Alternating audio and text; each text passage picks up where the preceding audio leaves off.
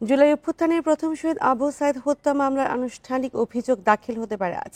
এর আগে গত বৃহস্পতিবার এই মামলার চূড়ান্ত তদন্ত প্রতিবেদন জমা হয় আন্তর্জাতিক অপরাধ ট্রাইব্যুনালের চিফ প্রসিকিউটরের কাছে।